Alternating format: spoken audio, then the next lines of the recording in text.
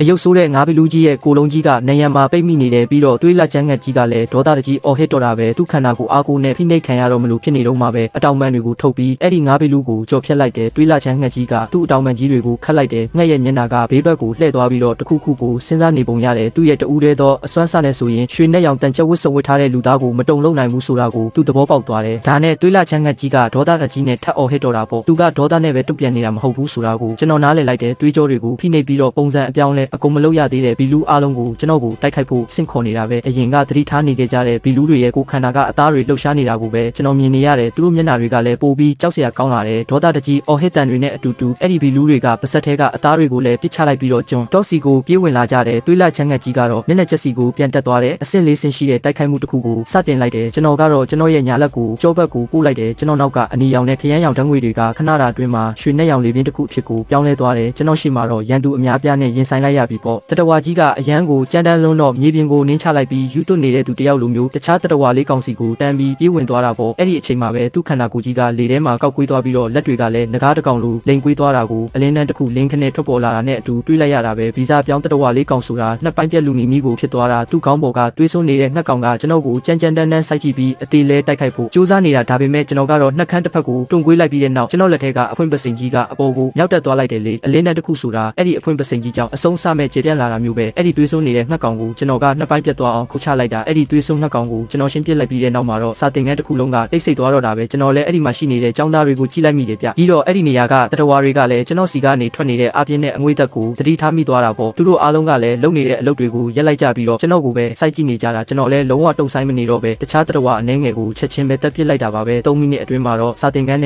ကဗီဇပြောင်းတတဝါတွေအားလုံးရှင်းလင်းပြီးသားဖြစ်သွားတယ်လေဒီအချိန်မှာဒီစာတင်ကန်းနဲ့အသက်ရှင်နိုင်ဖို့ဆိုတာဒါတခုတည်းသောနီလန်းပဲရှိတာကိုလူတွေကအော်ဟစ်ပြီးအပြင်ထွက်ချင်နေကြပြီးကျွန်တော်မျက်နှာအေးအေးနဲ့စင်မြင့်ပေါ်ကိုတက်သွားလိုက်တယ်အားလုံးတိတ်ဆိတ်ကြဆန်းပါကျွန်တော်အတန်းထဲမှာပြောလိုက်တာနဲ့တိတ်ဆိတ်သွားကြပါတော့တယ်ကဘာပြတ်မဲ့အချိန်နီးလာပြီးတော့အခုအပြင်မှာတော့ဘီလူတွေနဲ့ပြည့်နေပြီးရှင်းတန်းခြင်းနဲ့ဆိုရင်ကျွန်တော်စကားကိုနားထောင်ကြပါကျွန်တော်ပြောလို့တော့မပြီးသေးဘူးတကားဝါကနေပြီးတော့ငရဲခွေးကြီးတစ်ကောင်ထွက်ပေါ်လာတာပဲသူကရှာကိုတပြက်ပြက်လျက်ရင်အတန်းထဲကလူတွေကိုကြည့်လိုက်တယ်အဲ့ဒီလိုအရေးကြီးတဲ့အချိန်မှာပဲလူအုပ်ထဲကကောင်မလေးတစ်ယောက်ကပါဆက်ကိုဟာပြီးអော်လိုက်ပါတော့တယ်ငရဲခွေးကလည်းရုတ်တရက်ဆိုသလိုရိုင်းဆိုင်လာတာပေါ့ကျွန်တော်ကတော့မျက်မှောင်ကျုပ်ပြီးအတန်းပြင်ဘက်ကငရဲခွေးကိုပဲမျက်စိစုံမိတ်ကြည့်နေလိုက်တယ်ကျွန်တော်ရှိကငရဲခွေးကြီးကကြောင်းမှာလူအများကြီးကိုတက်ဖြတ်ခဲ့တဲ့အတွက်ငရဲခွေးတစ်ကောင်ဖြစ်ပြောင်းလဲသွားတာပါသူက Cloud City ရဲ့တခင်ဖြစ်လာခဲ့တာပေါ့အစင်မြင့်ပုံသူတတဝတစ်ကောင်ကအချိန်မီရောက်မလာခဲ့ဘူးဆိုရင် Cloud City တစ်မျိုးလုံးကသူ့ပါဆက်ထဲရောက်သွားပြီဖြစ်မှာပဲဒီတခါတော့ကြဘနော်ကိုယ်တိုင်မလုပ်ဖို့စီစဉ်ထားတာမို့ Zero 1လိုကိုမျက်စိပြလိုက်တယ်ကျွန်တော်အကြည့်ကိုမြင်လိုက်တာနဲ့ Zero 1လိုက Big Shell နတ်မိုးကျိုး King Lane ဓာတ်ရှိကြိုင်းလက်စီးတွေကိုစူးစီးလိုက်ပြီးနတ်မိုးကျိုးကငရဲခွေးကိုမတိုက်ခိုက်ခင်မှာပဲအပြေးလွှားသွားတားလိုက်တယ်ငရဲခွေးရဲ့ကိုပေါ်ကအမဲရောင်ကသူကအထူးတပ်ဖွဲ့ဝင်ဟောင်းတစ်ကောင်ဖြစ်တယ်ဆိုတာပြနေတာပဲငရဲခွေးကအရန်ဒေါသထွက်ပြီးသူ့ရဲ့အမဲရောင်ကိုခန္ဓာကြီးနဲ့ပါဆက်ကိုဖျက်ဟလိုက်တယ်အော်ဟစ်လိုက်တာနဲ့သူ့ပါဆက်ထဲကအမဲရောင်ငွေတွေထွက်လာပြီးပြားတွေဖြစ်ပြောင်းသွားတာပေါ့ဘေးနာကနှစ်ယောက်ကတော့ကြောက်လန့်တကြားရှုပ်ထွေးနေကြတာပေါ့ငရဲခွေးကရှာဝင်ရိုရဲ့ပြီးရှောင်းနဲ့မင်းမိုးကျိုးကိုတောင်တားဆီးနိုင်တာမြင်လိုက်ရတော့ကျွန်တော်လည်းကိုယ်တိုင်ပဲဝင်တိုက်ဖို့ဆုံးဖြတ်လိုက်တယ်ငရဲခွေးကတိုက်ခိုက်ဖို့ရအရန်တော်လုံးနေတာကိုကျွန်တော်လည်းငရဲခွေးနောက်ကိုလိုက်ပြီးသူ့ဘက်ကိုအားနဲ့ပြေးဝင်သွားလိုက်တာပေါ့ငရဲခွေးကကျွန်တော်ရဲ့တိုက်ခိုက်မှုကိုရှောင်လိုက်ပေမဲ့ကျွန်တော်ကတော့နွားရဲတကောင်လိုမျိုးပဲငရဲခွေးကိုမြေပြင်ပေါ်ဆောက်တွန်းလဲချလိုက်တာပေါ့ရှာဝင်ရိုကလည်းကျွန်တော်လက်ထဲကိုလက်နက်တစ်ခုကိုမြ မြန်ဆန်ဆန်ပစ်ပေးလိုက်တယ်ငရဲခွေးကိုပြန်တိုက်ခိုက်ဖို့အခွင့်အရေးမပေးဘဲချက်ချင်းပဲတိုးဆိုင်ချလိုက်တာပေါ့အဲ့ဒီနောက်တော့ကျွန်တော်ကငရဲခွေးရဲ့ခန္ဓာကိုယ်နားကိုရှောက်သွားလိုက်တယ်ငရဲခွဒီရဲ့ခန္ဓာကိုယ်ကိုခွဲစိတ်လိုက်ပြီးသူ့ကိုယ်ထဲကနေအဖြူရောင်ရွှေတုံးတစ်ခုကိုထုတ်လိုက်တယ်အရင်တုန်းကဒီလိုရွှေမျိုးကိုစူပါပြန်လာသူတွေကဝိညာဉ်ရွှေလို့ခေါ်ကြတာပေါ့ဝိညာဉ်ကြောက်စိမ့်တွေကိုစုပ်ယူနိုင်တဲ့သူတွေကအဆင့်တက်ဖို့အခွင့်အရေးရကြမှာပေါ့ဒါကအဆင့်တက်ဖို့အတွက်အမြန်ဆုံးနဲ့တည်ငြိမ်ဆုံးနည်းလမ်းပဲဒါပေမဲ့မျိုးပြောင်းလူသားတိုင်းကဝိညာဉ်ကြောက်စိမ့်ထုတ်နိုင်တာမျိုးတော့မဟုတ်ဘူးမျိုးပြောင်းလူသားအနေငယ်လောက်ပဲသူတို့ခန္ဓာကိုယ်ကနေအဆင့်နဲ့ဝိညာဉ်ကြောက်စိမ့်တွေကိုထုတ်လုပ်ပေးနိုင်တာဒါပေမဲ့ခန္ဓာကိုယ်ထဲမှာရှိတဲ့ဝိညာဉ်ကြောက်စိမ့်ရဲ့အရေးသွေးမြင့်လေလေမျိုးပြောင်းလူသားတွေကပိုပြီးအစွမ်းထက်လေလေပဲအရင်ဘဝကရှာဝန်ရိုရဲ့အသက်ရှင်တန်ရေးအခြေအနေတွေကိုပြန်စဉ်းစားပြီးတော့ကျွန်တော်ကပန်းကူးတွေးကြောစွမ်းရည်ကိုနိုးထလာပြီလို့ထင်လိုက်မိတာအဲ့ဒါကြောင့်ပဲ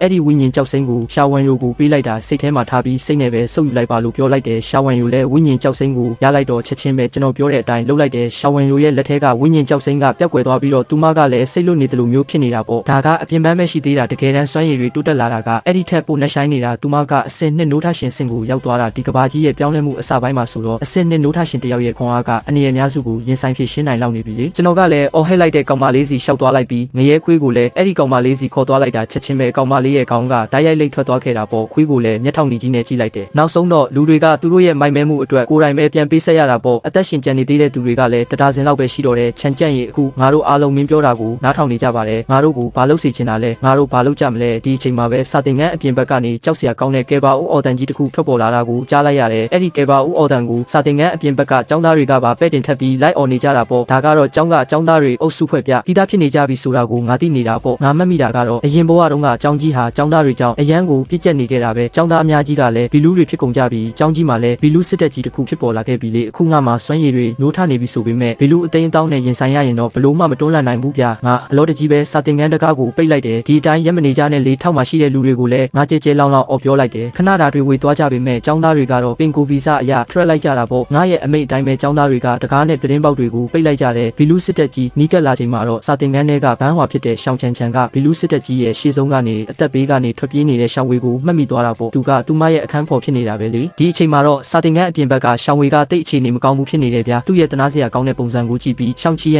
န်လဲခဏတာလောက်တနာစိတ်တွေဝင်လာလိုက်တာချက်ချင်းဆိုသလိုပဲရှောင်းချီယန်ကစာတင်ခန်းတကားဝကိုရောက်လာပြီးတကားကိုပိတ်ထားတဲ့စပွဲကိုတွန်းဖွင့်ဖို့လက်လန်းလိုက်တယ်လေအဲ့ဒီအချိန်မှာကျွန်တော်လဲရှောင်းချီယန်ရဲ့ဘေးကိုရောက်သွားပြီးသူ့ကိုတင်းတင်းကြပ်ကြပ်ဆွဲချုပ်လိုက်တယ်မင်းကငါတို့အားလုံးကိုပါသူ့နဲ့အတူတေးစေခြင်းလို့လားလို့အေးဆက်ဆက်အတန်တဲ့တန်ကြားလိုက်ရတယ်ဗျာအဲ့ဒီအချိန်မှာပဲအားကောင်းတဲ့လက်တစုံကရှောင်းချီယန်ရဲ့လက်ကောက်ဝတ်ကိုတင်းတင်းကြပ်ကြပ်ဆုပ်ကင်လိုက်တာပေါ့ချန်ကျဲမင်းဘာကိုဆိုလို့တာလဲရှောင်းဝေကတေတော့မှလေကျမဒီတိုင်းကြည့်နေလို့ဘယ်ဖြစ်မလဲတဲ့ကျွန်တော်ကလုံးဝမလွတ်ပေးပဲနေတာကိုမြင်တော့ရှောင်းချီယန်လဲဒေါသထွက်လာတော့တာပဲအချန်ကျဲရဲ့မင်းကဘာလို့ဒီလောက်တောင်တွေးရက်ဆက်ရတာလဲကွာဒါလို့ပြောတာပေါ့ကျွန်တော်လဲကဲမင်းကငါ့ကိုတွေးတယ်လို့ထင်နေမှတော့မင်းဘာသာမင်းသွားလို့ချင်ရလို့တော့ဘလို့ပြောလိုက်တာပေါ့ကို့အလုပ်ကိုလုပ်တော့မယ်ဆိုပြီးတကားကိုဖွင့်ကရှောင်းချီယန်ကိုအပြင်ကိုတွန်းထုတ်လိုက်တာပဲပြီးတော့ရုတ်တရက်ရှင်းအတွက်တကားကိုခက်မြန်ပိတ်လိုက်တယ်ရှောင်းချီယန်လဲစင်ကြံလမ်းမှာရက်ကြံခဲ့တာပေါ့ရုတ်တရက်ဆိုတလို့သူကပြန်ရောက်လာပြီးတကားကိုဒုံခနဲ့စောင်းပိတ်လိုက်တော့တာပဲခြံကျဲကျမတေတော့မှာပါကွာကျမလည်းခုနကစိတ်ဆိုးသွားခဲ့တာပါကျေးဇူးပြုပြီးကျွန်မကိုဝင်ခွင့်ပြုပါအောင်တော့တဲ့စင်ကြံလမ်းအပြင်ဘက်ကတတဝါဆိုးတွေတောင်ရှောင်းချီယန်ငိုနေတာကိုမြင်လိုက်တဲ့အခါမျက်လုံးတွေကမီးရဲလာပြီးမျက်နှာတွေလည်းဖြူဖြော့သွားတာပေါ့ပြီးတော့ရုတ်တရက်ဆိုတလို့သူတို့တွေပြေးဝင်လာတော့တာပဲစာတင်ခန်းထဲကကျန်တဲ့သူတွေအားလုံးလည်းတယောက်ပြီးတယောက်အေးဆက်ဆက်ခန်းလေးတွေကိုဝင်သွားလိုက်ကြတာသူတို့တွေကထောင်းတနေရာမှာငုတ်တုတ်ထိုင်ပြီးစင်ကြံလန်းကတကားပွင့်လိုက်ပိတ်လိုက်တန်တွေကိုနားဆွင့်နေကြတဲ့အတန်တစ်ချက်တောင်လုံးဝမပြည့်ရကြဘူးကျွန်တော်ကတော့တကားနောက်မှာရက်ပြီးစိတ်လှုပ်ရှားနေတာပေါ့ဗျာတတဝါဆိုးတွေသာဝင်လာရင်ကျွန်တော်လည်းအသက်နဲ့လဲပြီးတိုက်ပွဲဝင်ဖို့ဆုံးဖြတ်ထားလိုက်တယ်ဗျာမဖြစ်မနေရှောင်းဝင်ယူကိုအကြောင်းပြင်လိုက်ဖို့ပေးရ